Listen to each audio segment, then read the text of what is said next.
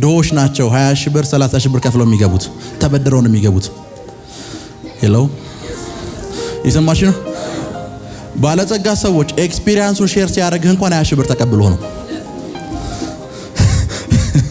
ከነገራች ኤክስፒሪየንስ ሼር ሊያደርጉ እንኳን የሆነ ነገር ይዘህ ትመጣለህ። ኤክስፒሪየንሱን ሼር የሚያደርጉ እና ይወጣሉ ያወሩሃል። ሬስቶራንቱን ስከፍተው አንዲት ቅንጣት ሩዝ ብቻ ነበረችኝ ይላል። በአንዲት ሩዝ ነው ሬስቶራንት የከፈትኩት ይሏቸዋል።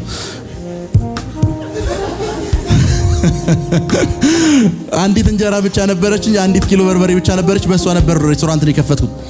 እነዚህ ሰዎች የስኬት ሚስጥራቸውን የከፍታ ሚስጥራቸውን ያወራሉ ተብሎ ስለሚጠበቅ በሺህ የሚቆጠር ሰው ነው ተሰብስቦ የሚሰማቸው። ዳዊት የሚባለው ሰው የእግዚአብሔር ቤት ውስጥ ነው የተሰበሰቡት። ህዝብ በሙሉ ተሰብስቧል። የዳዊትን የከፍታ ሚስጥር ለመስማት ሁሉም ሰው ቁጭ ብሏል። ይሄ ሰውዬ እንዴት ነው ንጉስ የሆነው? ቢኮዝ ቤተሰቡ እንኳን ይናቀው ሰው ነው። የሰማሽ ነው። ሰዎች ጧት ማታ ተኝተው ጧት ከእንቅልፋቸው ሲነቁ ሰውየው ንጉስ ሆኖ ይጠበቃቸው። ሳኦል ሲያሳድደው መንግስት ይጣላው የነበረ ሰው ነው። ከነገራችሁ እና ሰው በሙሉ ተሰብስቧል። ዳዊት ኤክስፒሪየንሱን ሼር ሊያደርግ ነው። ታላቅ የሚያደርግ አለ ብርታትን የሚሰጥ የሱ እጅ ነው አለ። ታላቅ የሚያደርግ ብርታት የሚሰጥ የሱ እጅ ነው። የዳዊት ኤክስፒሪየንስ ምንድነው ካላችሁ እጅ ዛሬ በህይወታችሁ ላይ የሱን እጅ ጠራለሁ፣ የሱን እጅ ጠራለሁ፣ የሱን እጅ ጠራለሁ፣ የሱን እጅ ጠራለሁ፣ የሱን እጅ ጠራለሁ፣ የሱን እጅ ጠራለሁ። እና ሁሉም ተሰብስቦ ኖት ይዟል። ዳዊት ምን ይላል ተብሎ ዳዊት ምን ይላል ሲባል እጅ አለ። ሰለሞን አለው ህዝቡም ስሙ፣ እኔ ታላቅ ያደረገኝ ሰው ታላቅ የሆንኩበት ሚስጥር እረኛ ነበርኩ ከጥቂት ዓመታት በፊት። ማንም ሰው አያቀኝም። ቤተሰብ እንኳን የህዝብ ቆጠራ ሲመዘገብ የኔን ስም አይጽፍም። ይሰማችሁ ነው።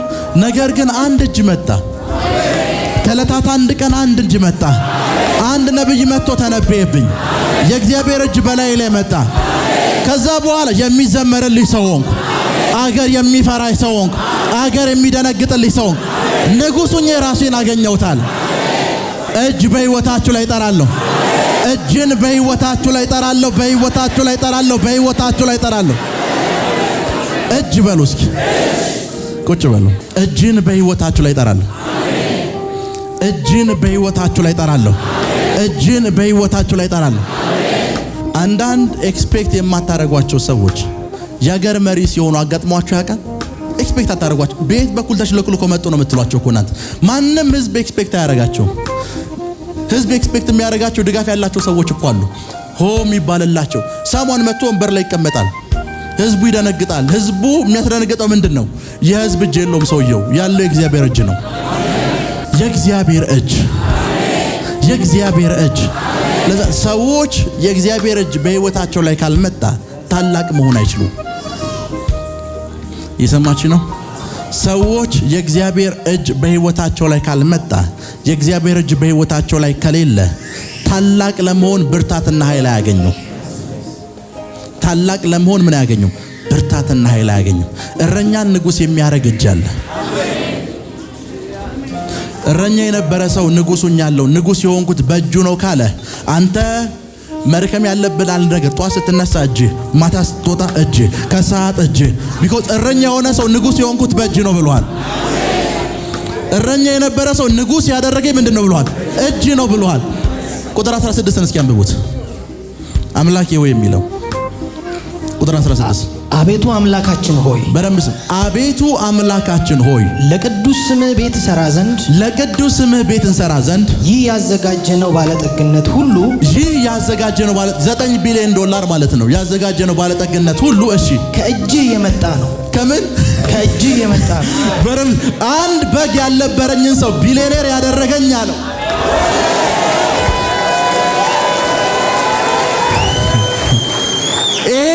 ወርቅ በሙሉ የመጣው አለው ታግለን አይደለም በእጄ ነው። ዳዊት ነው የነገራችሁ። ይሄ ባለጠግነት የመጣው የሰበሰብነው ወርቅ የመጣው ይሄ $1 ቢሊዮን የመጣው እስኪ ጥቂት ዓመታት ወደ ኋላ ተመለሱ። ዳዊት የሚባለው ሰው የ10 ብር የሌለው ሰው ነው። ሄሎ ምንም ነገር የሌለው ሰው ነው። ከጥቂት ዓመታት በኋላ ሊሞት ያለበት ጊዜ ወርቅ ተከማችቶ ህዝቡ አየ። ቤተ መንግስቱ ቤተ መቅደሱ በወርቅ ሁሉም ነገር በወርቅ ሆኖ አዩት። ከዛ ዳዊት ይሄኛው ሲመጣው በምንድን ነው ሲባል በእጅ ይሄን ባለጠግነት ያመጣው እጄ ነው። የምትፈልጉት ባለጠግነት እጁ እንዲያመጣላችሁ ጸልያለሁ። እጁ እንዲያመጣላችሁ ጸልያለሁ። እጁ እንዲያመጣላችሁ ጸልያለሁ። እስኪ ቁጥር 16 ድጋሚ አንብቡት። አቤቱ አምላካችን ሆይ እሺ ለቅዱስ ስምህ ቤት እንሰራ ዘንድ ይህ ያዘጋጀነው ባለጠግነት ሁሉ ከእጅህ የመጣ ነው። ሁሉም ያንተ ነው። ሁሉ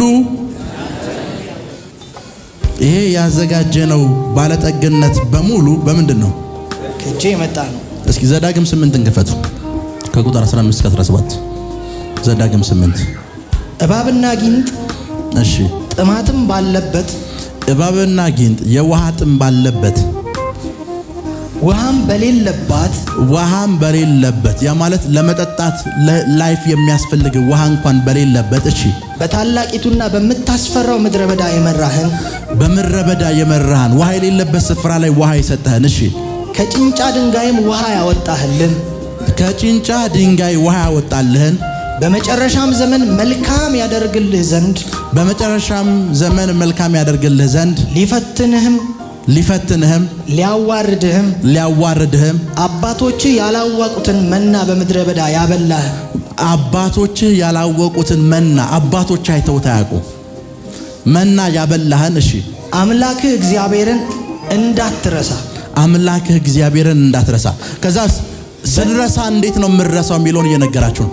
እግዚአብሔርን መርሳት ማለት ምን ማለት እንደሆነ ልንገራችሁ። ቀጣይ አንብብላችሁ። በልብህም ጉልበቴ የእጄን ብርታት ይህን ሀብት አመጣልኝ። በቃ ምን እንዳትል ጉልበቴና የእጄ ብርታት ይህን አመጣልኝ እንዳትል። ሰዎች እግዚአብሔርን እየረሱ ነው ማለት ምን ማለት እንደሆነ ልንገራችሁ። እዚህ ጋር የተከማቸ የሆነ ነገር አለ። ይሄንን ለፍቼ ነው ያመጣሁት የሚሉ ከሆነ እግዚአብሔር ረስቷል። ለዛ በእጅ ያመጣሁት እንዳትል፣ በጉልበት ያመጣሁት እንዳትል።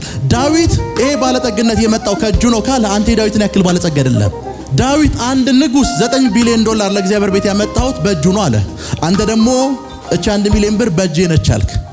የረሳኸው አንተ ነህ። በእጄ ነው እንዳትል ማለት በእጁ ነው በል። በእጄ ይሄ ቤት አለኝ፣ በእጄ ይሄ መኪና አለኝ፣ በእጄ ይሄ ድርጅት አለ፣ በጉልበት ያለኝ እንዳትል። ምንም በሌለበት ምድረ በዳ ላይ ያንተ እጅ ምንም አላደረገም። እየነገራችሁ ያለው ነገር ውሃ የሌለበት ምድረ በዳ ላይ ምንጭ አፈለኩልህ እኔ ነኝ። የዛን ጊዜ እጅ ምን አደረገልህ? ነቲንግ። አሁን የሆነች ነገሮችን መቁጠር ስትጀምር እጄ የምትል ከሆንክ አምላክህ ረስተሃል ማለት ያለብህ። እጁን በህይወታችሁ ላይ ጠርቻለሁ። እጁን በህይወታችሁ ላይ ጠርቻለሁ። ድምጻችሁ አይሰማም። እጁን በህይወታችሁ ላይ ጠርቻለሁ።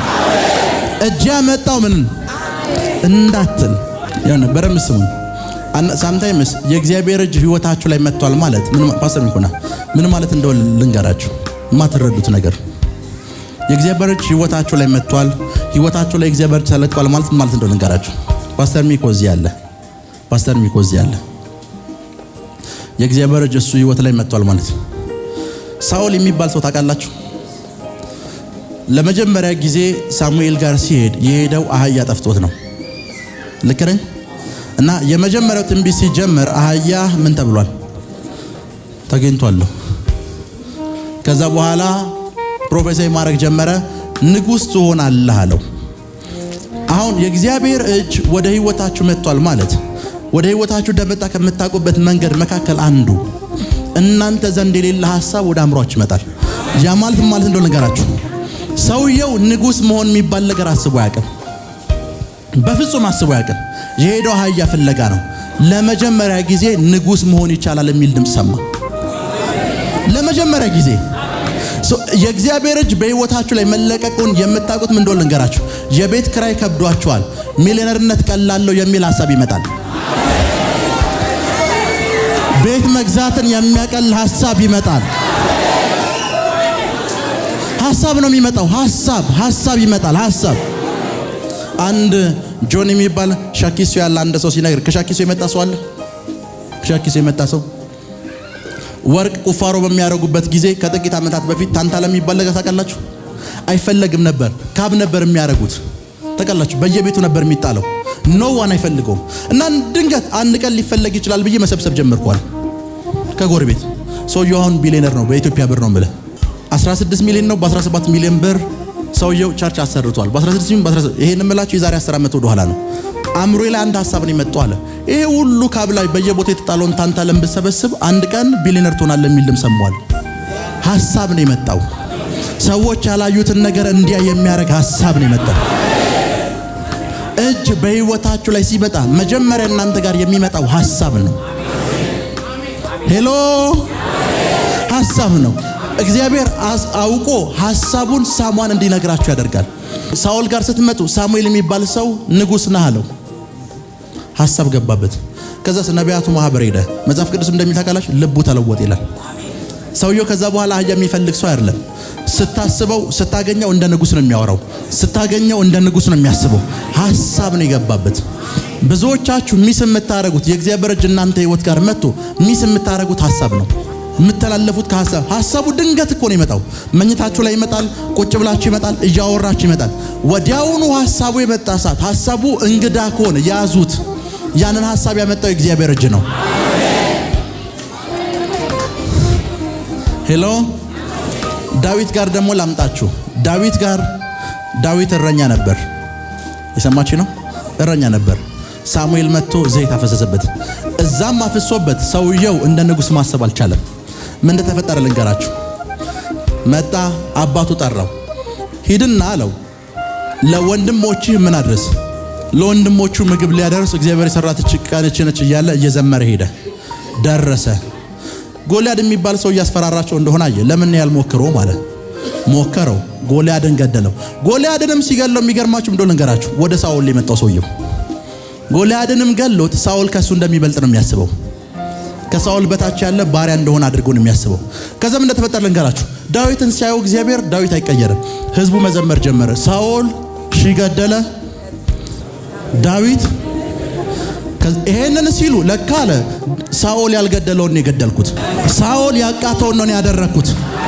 አፍተር ዛት ሰውየው ንጉስ ለመሆን ከሳኦል ጋር ድብድብ ጀመረ። ከዛሽ ቀን በኋላ ያቺ መዝሙር የተሰማች ሰዓት ሳኦልም ልብ ውስጥ የሆነ ነገር ገባ፣ ዳዊት ልብ ውስጥም የሆነ ነገር ገባ።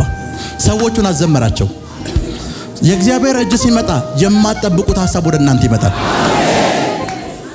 የማትጠብቁት ሐሳብ እናንተ ጋር ያልነበረ ሐሳብ፣ ከዚህ በፊት አስባችሁት የማታውቁት ሐሳብ ወደ ህይወታችሁ ይመጣል። ወደ ህይወታችሁ ይመጣል። ወደ ህይወታችሁ ይመጣል። ወደ ህይወታችሁ ይመጣል። የእግዚአብሔር እጅ በህይወታችሁ ላይ መምጣቱን የምታውቁበት መንገድ ብዙ ጊዜ የኛ ትልቁ ችግራችን እኔን ጨምሮ ሐሳቦችን ማስተናገድ አንችልም። ከኔ ጋር ናችሁ?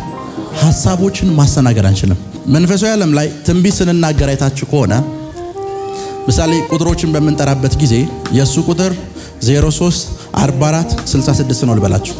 03 44 66 አንዳንዴ ትንቢት በምንናገርበት ጊዜ እንደዚህ እላችኋለሁ። አቢ ነው አቤል ነው ብዬ ጠይቃለሁ እኮ አይደል? ምን ማለት እንደሆነ ልንገራችሁ። ያ ማለት አሁን 03 44 66 የሚል ቁጥር መጥቷል። 03 44 66 የሚለው ቁጥሩ እንደዚህ እንዳያችሁ ተጽፎ አይደለም የሚመጣው። ባይናሪ ቁጥር የኮምፒውተር ቁጥሮችን አይታችሁ ታውቃል? ትር ብሎ የሚሄዱ እንደዛ ነው የሚመጣው። ፈጣን ካልሆንክ አትይዘው። ለዛ ነው አንዱ ነብይ ይመጣና በ03 ጀምሮ በ66 የሚጨርስ ይላል። 44ን ሚስ ስላደረገው ነው እንደዛ የሚልህ እንጂ አይቶታል። በፍጥነት ካላስከው በፍጹም እንትን አትለው። ሐሳብ ወደ እናንተ ህይወት ሲለቀቅ ልክ እንደዛው ነው። ሳምንታት ከእናንተ ጋር አይቆይም። ሳምንት እናንተ ጋር አይቆይም። ኢቭን ቀናት እናንተ ጋር 30 ደቂቃ ላይ ቆይ ይችላል። አንዳንዴ ተቸገራችሁ አታውቁም? ቅድም ምን ነበር እያሰብኩ የነበራችሁ ብላችሁ አስባችሁ ታጡታላችሁ። ሐሳቡ እናንተ አይደለም።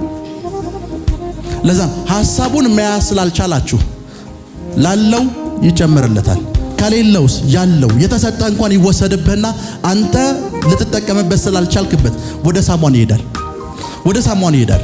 ምሳሌ አውሮፕላን ሲፈጠር የመጀመሪያውን ንድፍ ያወጣው ዳቪንቺ ነው። ታውቃላችሁ አይደል? የፈጠሩት ራይት ብራዘርስ ናቸው። በሁለታቸው መሃል የ300 እና የ400 ዓመት ዲፈረንስ አለ። ሐሳቡ ሳምጓር ጋር ሲመጣ ይሄን አልችለውም ይላል። ያኛው ጋር ሲመጣ ራይት ብራዘርስ እንችለዋለን ብለው እነሱ ጋር አቆዩት። ወደ እናንተ ህይወት የእግዚአብሔር እጅ ሲመጣ ሐሳብ ነው የሚመጣው። ምናልባት ሐሳቡ 5 ደቂቃ ብቻ ሊሆን ይችላል እናንተ ጋር የሚቆየው። ዋይስ ከሆናችሁ ጻፉት። ሄሎ ዋይስ ከሆናችሁ ጻፉት። ዋይስ ከሆናችሁ ሪከርድ አድርጉት። ቢኮዝ ከጥቂት ደቂቃ በኋላ አታገኙትም። ከጥቂት ደቂቃ በኋላ አታገኙትም። በፍጹም አታገኙ። ፕሮፌሲም ልክ እንደዛው ነው። ፕሮፌሲ የምናደርግበት ታይም ላይ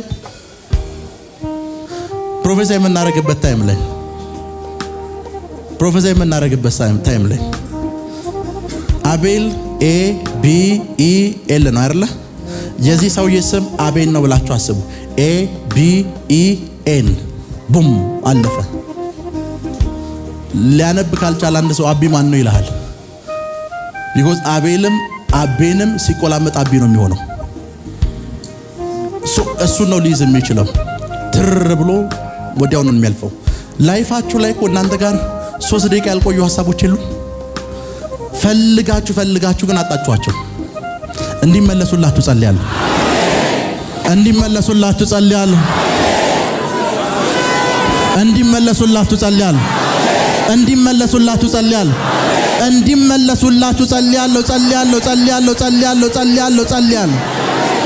ምናልባት የሐሳብ የእናንተ ላይፍ ለዘላለም የሚቀይር እኮ ነው የሚሆን። ለዘላለም ለአንድ ቀን አይደለም፣ ለዘላለም ለ2 ቀን አይደለም፣ ለዘላለም። ግን ሚስ ያደረጋችሁት ለምንድን ነው? 3 ደቂቃ እንኳን አይቆይም፣ 5 ደቂቃ አይቆይም። አስባችሁት እርግጠኛ ሆናችሁ ነገራችሁ እንደሚቀይሩ አምናችሁ ልክ የሆነ ስራ ስትጀምሩ ምን ነበር ያሰብኩት ትላላችሁ። ቡም። ለዛ ኮን ሳምታይምስ ላይፋችሁን የሚቀይረውን ሰው ስልካችሁ ላይ አለ። ስልካችሁ ላይ አለ። ደም እንደሚፈጠር ልንገራችሁ። እየሰራችሁ ለእንትና ደውለት የሚል ሐሳብ ይመጣል። በኋላ ደውለታለሁ ብለህ ቁጭ ትላለህ። ያ በዛ ሰዓት ያ ሰው ያንተን ብዙ ነገር የሚከፍት ሰው እኮ ነው። አይ በኋላ ደውለታለሁ ብለህ ከ5 ደቂቃ በኋላ ለማን ነበር ልደውል ያሰብኩት ትላለህ። አታገኘውም።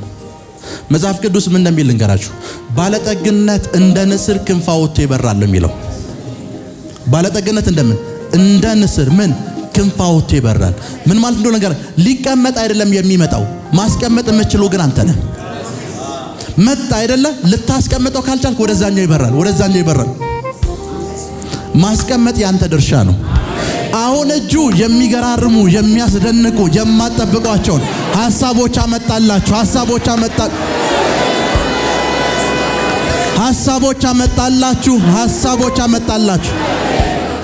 የማትጠብቋቸውን ሐሳቦች አመጣላችሁ። ፕራካቶንዶሮቦሳ ሊብራሃዲያ ኮሳቴ ጄሌብሬዲያ ክራዶሳ ካታይ የማትጠብቋቸውን ሐሳቦች አመጡላችሁ።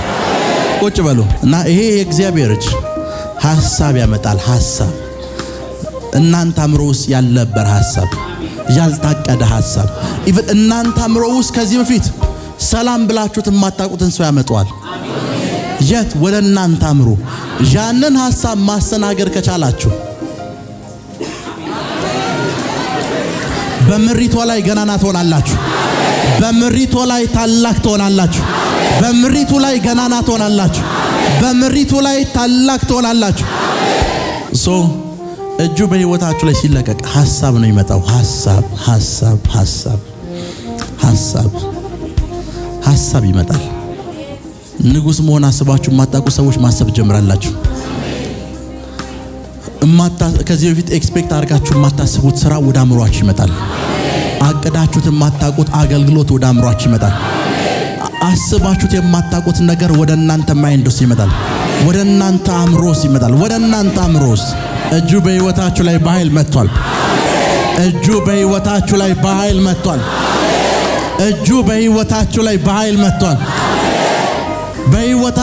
በኃይል መጥቷል። እጁ በሉስ በህይወቴ ላይ በኃይል መጥቷል። የኔን ነገር በኃይል ያንቀሳቅሰዋል። በኃይል ይቀይረዋል። በኃይል ይለውጠዋል። በኃይል አዲስ ያደርገዋል። በኃይል አዲስ ያደርገዋል። ኔትወርኮችን ይፈጥርልኛል። ሐሳቦችን ይሰጠኛል። ፕሮግራሞችን ይሰጠኛል። እቅዶችን ይሰጠኛል።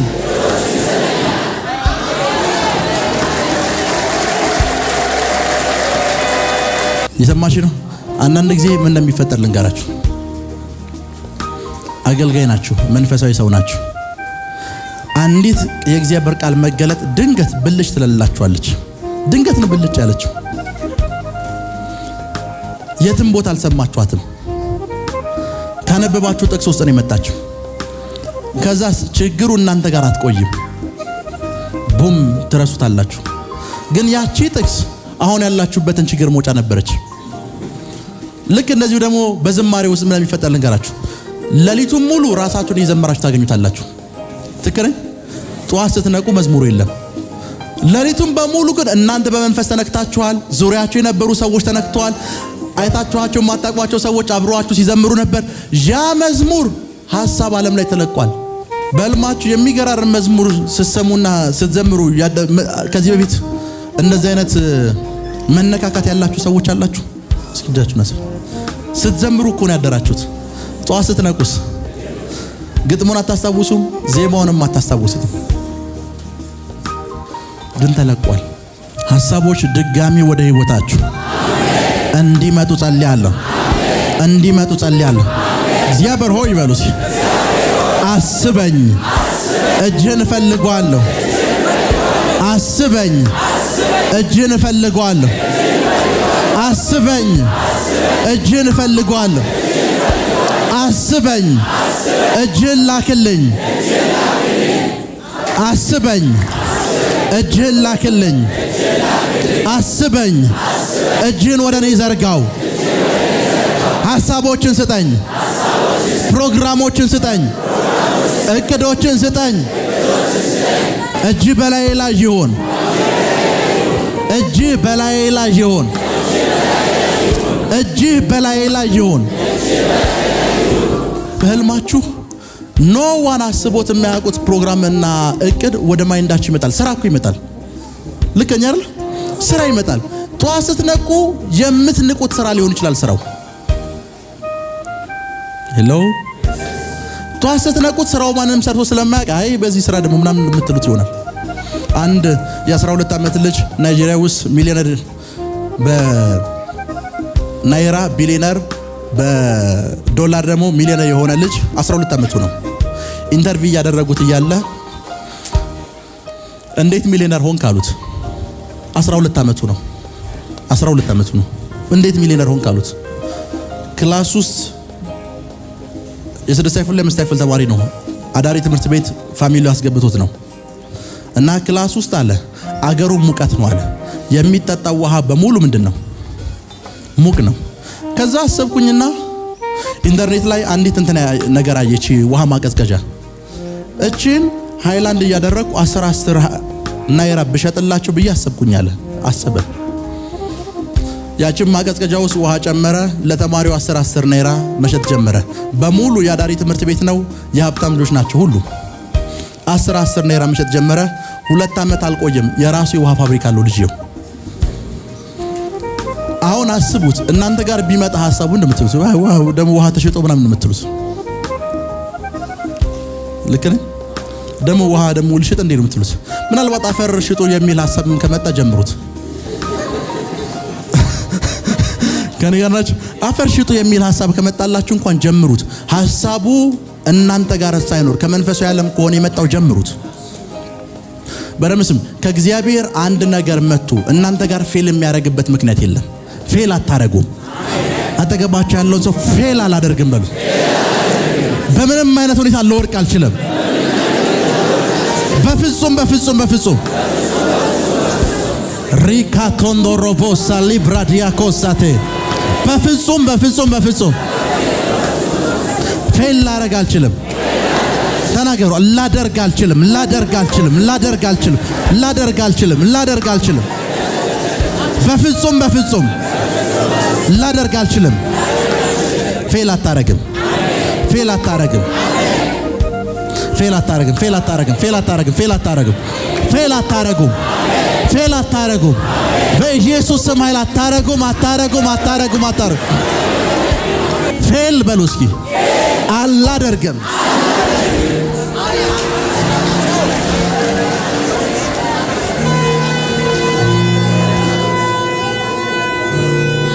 በሰው እጅ የተበላሸ ነገር ካላችሁ አሁን የእግዚአብሔር እጅ መጥቷል። አሁን የእግዚአብሔር እጅ መጥቷል። አሁን የእግዚአብሔር እጅ መጥቷል። አሁን የእግዚአብሔር እጅ መጥቷል። አሁን የእግዚአብሔር እጅ መጥቷል። አሁን ምን ሆነላት? አባቴ ለዘጀታችን የሚገርም ድንቅና ተአምራት ነው የሆነላት። የመጀመሪያው የሆነላት የፋይናንስ ጥርመሳ ነው። እሱም የሆነላት በአኖይንቲንግ ኦይል ነው። እቼታችን ከባለቤቷ ጋር ቤት ጀምራ ነበረ። ያን ቤት ለመጨረስ በጣም በፋይናንስ እጥረት ውስጥ ትገኝ ነበረ። እዚህ አኖይንቲንግ ኦይሉን መውሰድ ስላልቻለች ከሰው ተቀብላ እዛ ሄደች። በኢየሱስም ጨረስኩት ብላ ያላለቀው ቤት ላይ አኖይንቲንግ ኦይሉን ደፋች። 2 ወር ባልሞላ ጊዜ ውስጥ በ150 ሺህ ብር የሚገመት ሙሉ ዕቃ አልቆለት አሁን ጨርሰው ገብተዋል እዛ ቤት ውስጥ በሁለት ወር ውስጥ። ሌላው የሆነው ተአምራት ደግሞ አባቴ በጣም የሚገርም ነገር ነው። ይሄም ደግሞ የፈውስ ተአምራት ነው። ይሄም የሆነላት ለልጇ ነው። እዚህ ላይ ምስሉ ላይ የሚታየው እባብ አይባልም፣ ትል አይባልም። በጣም የሚገርም ነገር ነው ከልጇ ሆድ ውስጥ የወጣው። ያም የሆነላት በአኖይንቲንግ ኦይል ነው። በተደጋጋሚ ጊዜ እናቴ ያመኛል እያለ ይነግራት ነበረ። የ3 ዓመት ከ15 ልጅ ነው። ይህን ልጅ በጣም በብዙ ስፔሻሊስቶች አሳይታው ነበረ። ሆዴን ያመኛል ይላታል። ነገር ግን እቼታችን በእምነት አኖይንቲንግ ኦይሉን አጠጣችሁ።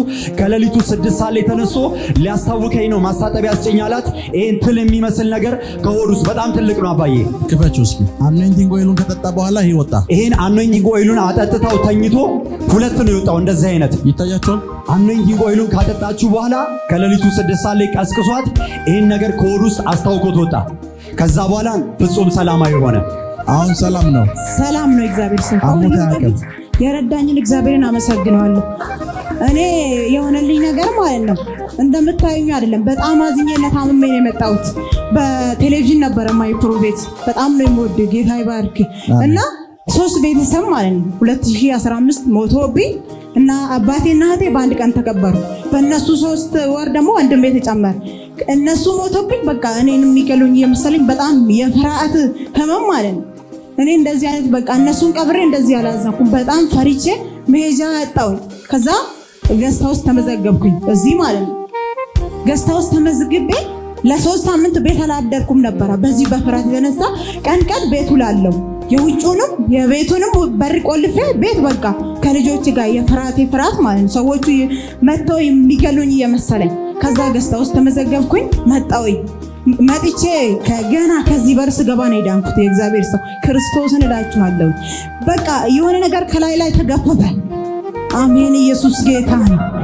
የእውነት የረዳኝ አምላክ እግዚአብሔር ይርዳችሁ። ፕሮፌት ደግሞ በጣም ነው የምወድቅ። የእውነት ገና ሳይክ ዳንኩኝ፣ አለቀስኩኝ ውስጥ ሆኜ ማለት ነው። እንደዚህ ከዛ ተጸልዮልኝ ስወጣ ይሄንን ያዘኝ እንደዚህ ጭንቅላቴን። ፕሮፌት እንደዚህ የጸለየልኝ እጁ እንደዚህ ነው ያለው ላይ። ከዛ ያላመነች እህቴን ይዤ መጥቼ ነበር። እህቴ እኔ ልድን ነው በቃ አሁን ዝም በይ አልኳትና መኪና ውስጥ አኖይንቲንግ ኦይል ከሆነ ሴት ለምኜ ቀንሳለኝ። እሱንም ተቀባው። በቃ እየዳንኩ ነው አልኩኝና እንደዚህ ተኛው። ልክ እኔ ከሞጆ ነው የመጣሁት። ዱካም ስደርስ በቃ ነፃ ሆንኩኝ። በኢየሱስ ክርስቶስም ዳንኩኝ። በቃ ያ የፍርሃት ቀንበሬም ተሰበረ። ቤት ማደር ያልቻልኩት ከዚህ በኋላ አልኩኝ ሞት እንኳን መጥቶ ቢጠራኝ አልፈራም። የነቢይ ሚራክል ተካ አምላክ ከኔ ጋር ነው በቃ አልኩኝ። አልፈራውም፣ ዳንኩኝ። ከዚህ ደግሞ አኖይንቲንግ ኦይሉን ያላለቀ ቤት ነበረኝ። በዚሁ በፍርሃትም በቃ ትንሽ በእኔ በተረበሽኩት ምክንያት ምንም ብርም ያለንን በቃ እሷን ልጆች ስላለን ይቀመጥና 2017 እንጨርሰዋለን አለኝ ባለቤቴ። ከዚህ የገባው ቀን በጌታ በኢየሱስ ክርስቶስም የሚራክል ተካ አምላክ ይለቅ የዘይቱን እንደዚህ ቤት ባዶ ቤቱ ላይ ማለት ነው ረጨውኝ። ከዛ በኋላ ማለት ነው እንዴት እንደተሰራ ማላቅም እንዴት እንደሚሆን ማላቅም። ከዛ ምንድነው እንባባላለን ከባለቤቴ አዲስ አበባው ነው ይለኛል። አዲስ አበባው ነው እንባባላለን። ከዛ ቤቱ 2 ወር ባልሞላ ጊዜ ውስጥ አዲስ አበባው ምንድነው? ሚራክል ተካ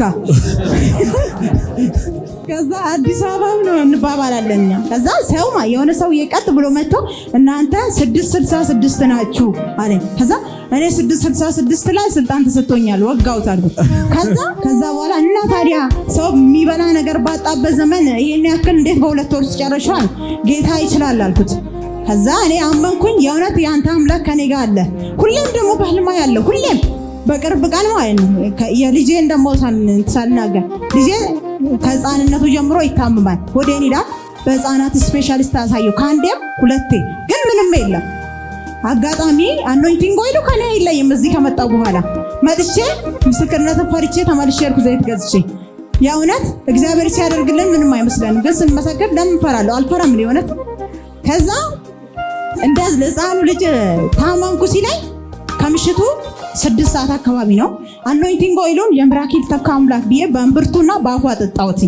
ከዛ በኋላ እናቴ ተኛና ተነሳ እናቴ ማስታጠቢያ ስጪኝ አለኝ። ከዛ ሰጠሁት። ልክ ሴት ልጅ አምጣ እንደምትወልደው በአፉ ሁለቱ በቃ እንዲህ ዱብ ነው ያለው። በኢየሱስ ስም ብዬ አንደኛውን እንዲህ ምንድነው ብዬ እንደዚህ አርጌ ራሴ እንደዚህ አርጌ ያበላሸው። ይሄ ግን ለምስክርነት ብዬ አስቀምጥኩት። እሱን ያየ ሰው ሁሉ ያለቅሳል። ክርስቶስን ከሕፃን ልጅ አይን እያወጣ ጸጉር ወላ ገዳይ ነው ይሄ እንዴት ነው የሆነው? በቃ ሆነ በጌታ በሚራክል ተካ አምላክ ሆነ እላለሁ። ይችላል፣ ኢየሱስ ይችላል። ከዚህ በኋላ ፈውስሽ ጸና፣ በረከትሽ ተለቀቀ።